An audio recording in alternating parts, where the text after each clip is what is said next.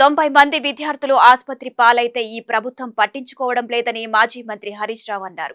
Hyderabad బాగ్లింగంపల్లిలోని minority గురుకుల పాఠశాలలో విద్యార్థులకు నిన్న ఫుడ్ పాయిజన్ కావడంతో వైద్య చికిత్స నిమిత్తం హైదరాబాద్ జిల్లా కింగ్కోటి ఆసుపత్రికి తీసుకువచ్చారు.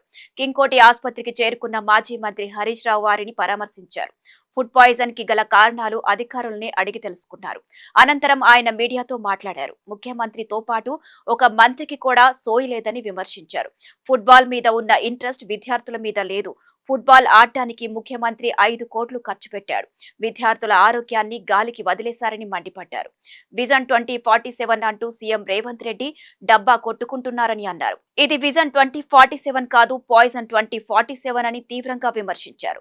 రేవంత్ రెడ్డి నోరు విప్పితే అబద్ధాలు మాట్లాడుతున్నారని అన్నారు. కాగా బాగ్లింగంపల్లిలోని మైనార్టీ గురుకుల పాఠశాల నుంచి ఫుడ్ పాయిజన్ అయి పలువురు విద్యార్థులు హాస్పిటల్ కు వచ్చారని సిబ్బంది తెలిపారు. శుక్రవారం రాత్రి వారు తిన్న ఆహారం కలుషితం కావడం వల్ల వాంతులు, విరోచనాలు, కడుపు నొప్పితో విద్యార్థులు బాధపడుతున్నారు.